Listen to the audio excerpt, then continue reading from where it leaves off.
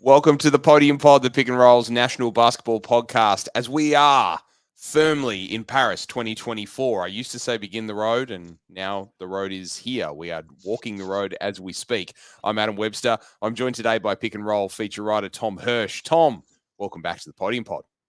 Great to be back with you, Adam. And now that the action started, it's really getting interesting, and looking forward to getting stuck more into the Opals now that we've seen how well the Boomers kicked us off last night. Really good win by the Boomers last night. We have the first Opals game ahead of us tomorrow evening as we record this, 7 p.m. on Monday evening. I'd like to thank the schedule makers for Paris 2024 because, Tom, they've really looked after us. We've obviously got a 7 p.m. game and 9:30 p.m. game versus Canada, and then the 5 a.m. game against France is a little more difficult to get up for, but 5 a.m., hell of a lot better than 1:15 a.m., the middle of the night game. We haven't got any of those. Hopefully, we avoid those completely until deep into the medal rounds. Yeah, exactly. The schedule's very friendly for us, considering that it's being played in Europe. So I agree with you. Thank you to the schedule makers. The 5:30 is not too bad. I've done it before. I actually got up this morning to watch Greece Canada at 5 a.m. So it's doable. But yes, much better than a 1:30 tip-off or a 2:30 tip-off, that's for sure. Indeed. You love to see it. So ahead of the Opals, it's a bit of a different story to the Boomers. I think the expectations at the very beginning of this Opals team coming together were much higher than at the beginning of the Boomers team coming together, if I can compare and contrast the two. Obviously, the Opals coming off a bronze medal at the World Cup, so they have similar form to the Boomers, but I think the expectation was higher, particularly with the victories against China.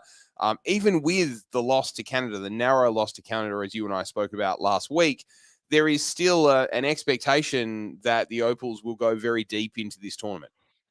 Yeah, there is, and I think that's still the case. I mean, but as we spoke about last time, there were probably still a few more questions to be answered at that point in time, some of which we now have some answers to, but there's still a few open questions as to exactly what this roster is going to look like.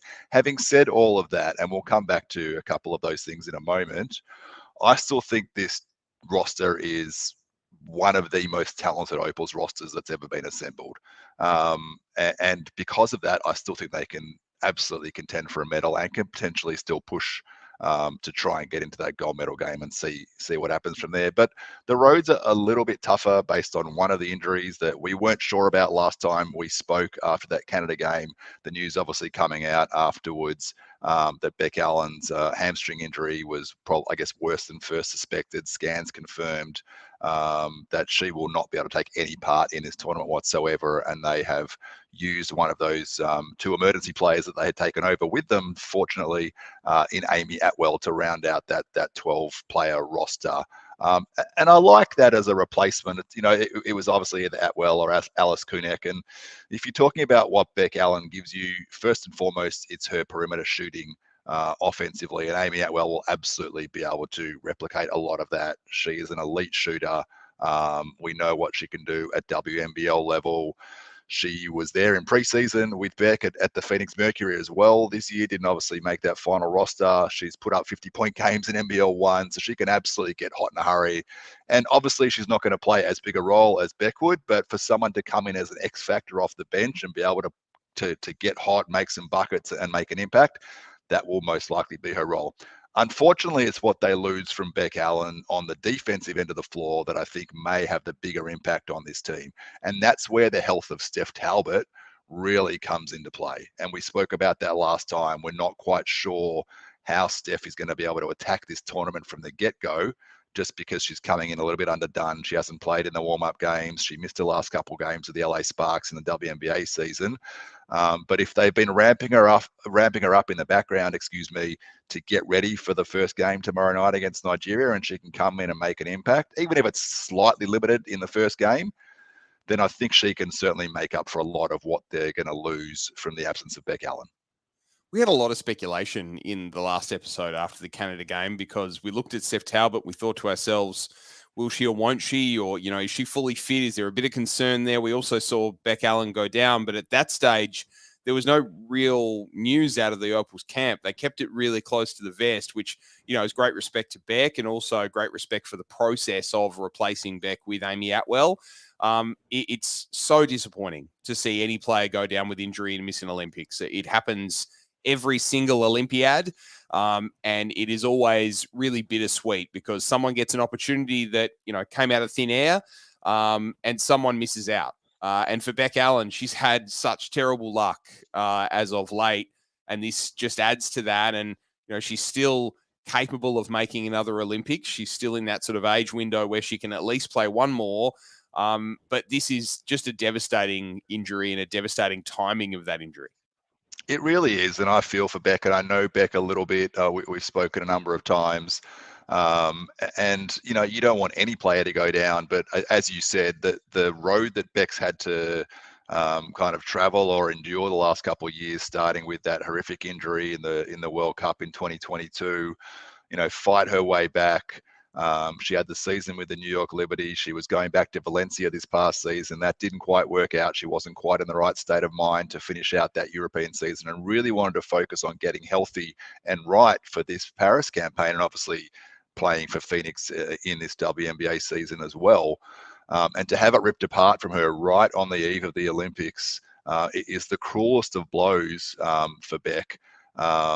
And, she's been to the Olympics before, we know that, but this, I think, was her best chance at an Olympic medal, and that's probably what hurts the most because she really would want to be a part of it, and she really would have helped this team. And I think that loss is, as I said earlier, is going to be a tough one to replace. But the depth of this team is such that they can make up for it. And they are fortunate that they had Amy Atwell at their disposal there and waiting. So we'll just have to see what adjustments Sandy Brondello makes to the plan that she had coming in to this campaign. Got to be a really tough adjustment to make to lose one of your key players at such a late stage. But that's the beauty of this Opal squad, or at least the positive to taking so many talented players and having such a depth of talent on this squad, is that it is a next person up mentality. It is the ability to be able to plug any hole with any one of a number of very, very talented world level players. I want to talk about the group for a moment. We've got France in there, ranked 7 in the world, Canada ranked 5th, and then Nigeria, the first opponent, ranked 12th. So we're not talking about a group of death like the Boomers necessarily, but with the 5th and 7th place teams in there is a tough group for the the Opals. It is really tough, and you look at Canada, obviously made the medal rounds at the World Cup 2 years ago. Yeah. France is actually favoured to win a medal this time around. If you look at all the bookmakers' expectations, they're ranked 2nd or 3rd in terms of where people expect that French team to finish in this tournament, and really, almost the second favourite behind Team USA, and obviously the home side has with it a certain advantage as well. So it is not easy by any stretch of the imagination. Nigeria, thankfully, probably, as we spoke about last week, the easiest game out of this pool. Nigeria did not qualify for the World Cup 2 years ago. They were there in Tokyo, finished 11th. A bit of a younger roster than what they had back in Tokyo 3 years ago as well. Their leading scorer from that tournament, Azine Kalu, does return to this team, but a lot of the other players on that roster are newer faces to this program. So yeah, it's probably beneficial in some ways that Nigeria game is up first, because it will give Sandy the opportunity to test out a few players, and especially some of those players that are coming in a little bit underdone, get some minutes under their belt, and ease into this tournament, if you will. But as we know, with what the Boomers are enduring, there are no easy games, and point differential and things like that make up a huge aspect of where the standings might end up. So you really have to come out with a good showing in that first game. And who Sandy Brondello decides to, I guess, replace Beck Allen with in terms of minutes and role, because I would have expected Beck to probably start at the 3 spot. Even though she was coming in a little bit underdone as well. It's going to be really interesting to see what Sandy Brondello does with that spot tomorrow night. There's a couple of different ways I could see it going. I mean, longer term, I think it's Steph Talbot. I think if she's healthy and good to go, then potentially from that second game onwards, she'll be that starting small forward. I still expect it's probably going to be Jade Melbourne and Sammy Whitcomb in the backcourt with Ezzy Magbagor over my shoulder and Alana Smith as the front court players. That 3 spot is the question mark, though. So I think possibly tomorrow night against Nigeria, it might even be Tess Madgen. We saw them start that 3-guard lineup in the warm-up game against Canada. They're a little smaller, but Madgen can do a bit of everything. She can facilitate, she can score, she can play solid defense, and she's a leader out there on the floor, which again, especially with a younger point guard in Jade Melbourne, might be settling at times. The other thing I'm expecting to see is potentially Izzy Borlase playing a bigger role in this first game than we might have expected, just due to the absence of Beck Allen. And Izzy was great in those China warm-up games, but she hasn't played in these last 2 games they played in Segovia in Spain. So that's going to be interesting to see as well. So how much she plays, what sort of role they give Amy Atwell. As I said, there's still a few questions to be answered. We're going to learn a lot from this first game against Nigeria tomorrow night. So again, it is in many ways lucky, if you can call it lucky, that they've got the easier of the 3 games up first. Well, speaking of luck, we're very lucky and proud to be brought to you by Team Feet. Team Feet offers premium athletic socks for modern teams, however they compete, with sweat wicking cotton, arch support, ventilation panels, and compression stitching. Team Feet socks are built to outperform.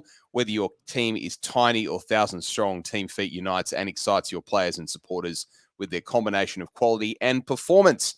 Join basketball teams around Australia and the world by choosing Team Feet. For designs and worldwide delivery, head to teamfeet.com. So, Tom, we're looking at, would you predict Tess Madgen, or would you predict Madgen, or would you predict someone else, Talbot, to start in that small forward spot? Who are you saying will definitely play against Nigeria? I'll get you to put your name to it, and we'll see how right or otherwise you are tomorrow night. If I had to make a guess for the starting lineup, I'd go with Tess Madgen, just because she's played a bit more lately than Steph Talbot has. I don't know that you throw Steph straight into a starting lineup when she's coming in without having played for a couple of weeks now.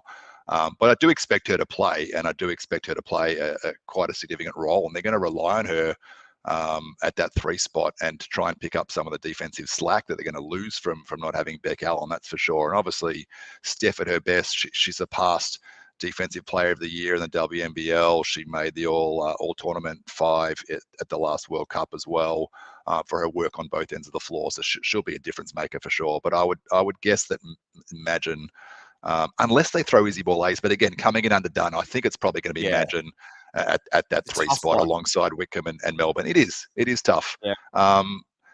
And then you look at how much you can bring Amy Atwell off the bench, for example, and just to help to fill the void of some of those minutes, because they're going to need to be careful about the minutes they deploy to some of these players who, like Borlase and like Talbot, who haven't played much of late. So I don't think you're going to see someone coming out and playing 30 minutes at that 3 spot tomorrow night. I was going to ask about the backcourt, because we've seen Jade Melbourne start, and we're probably predicting that will continue. And then Christy Wallace has played big minutes off the bench as well. Do you see it as a case of, Jade and Sammy as the starters, obviously Tess playing a bit more small forward these days now because of the injury, and then Christy Wallace and Izzy Borlase being the backup sort of backcourt there is getting the lion's share? Well, I would probably say it's Christy and then Steph Talbot who's going to come in at either a 2 or a 3 spot there. Yeah. And then a bit more 3-guard, as you said. Yeah.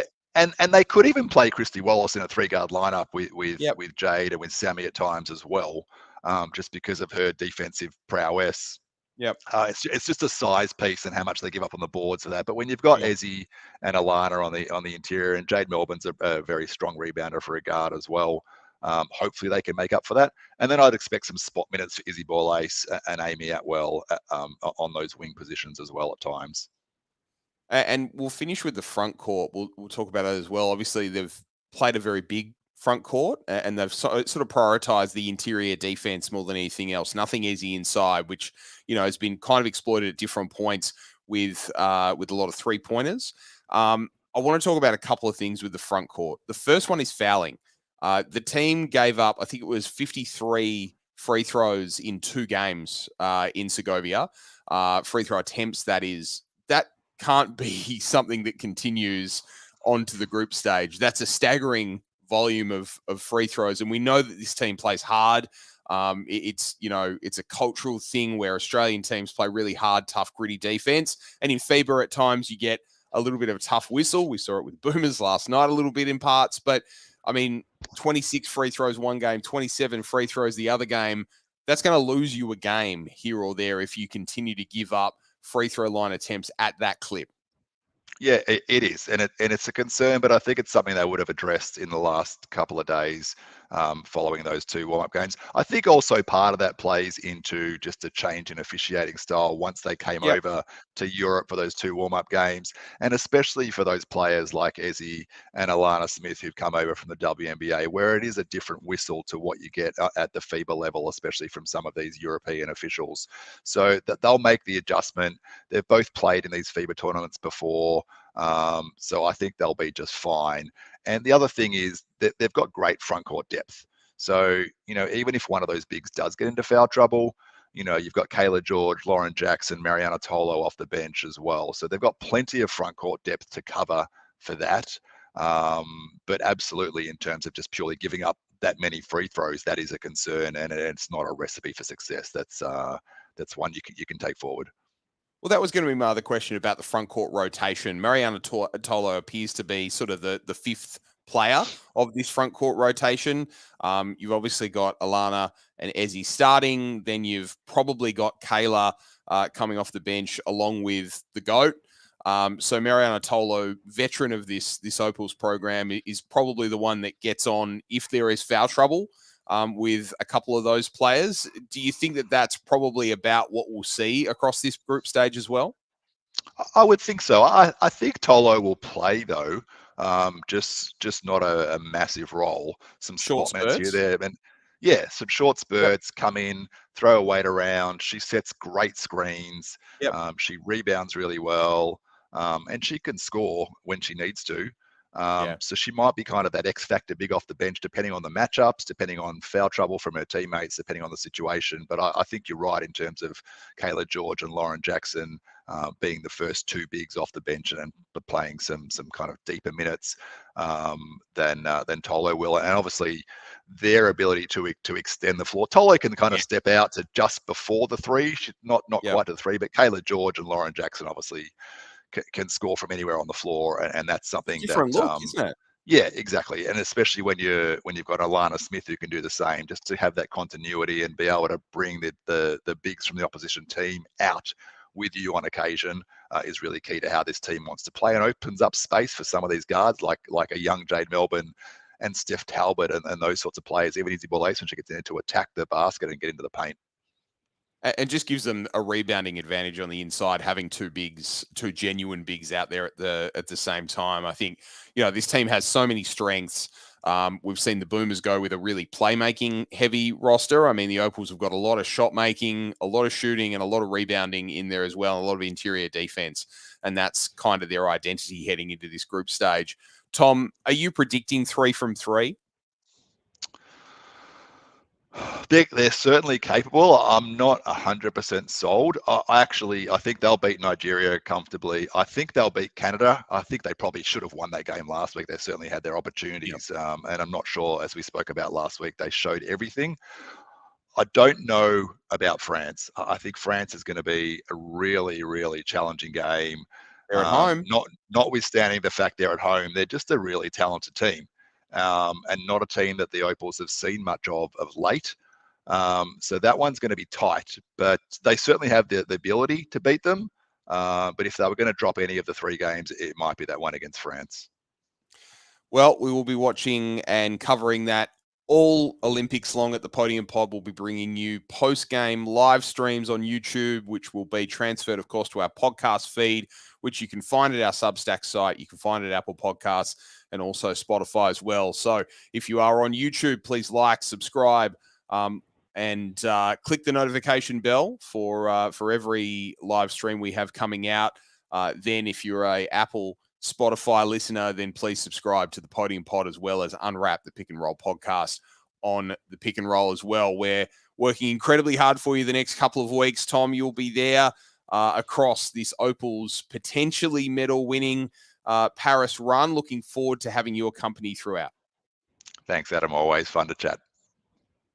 Thanks, everyone. And we'll see you after the Opals versus Nigeria game tomorrow night, here live on YouTube and across our podcast network. We'll see you again next time.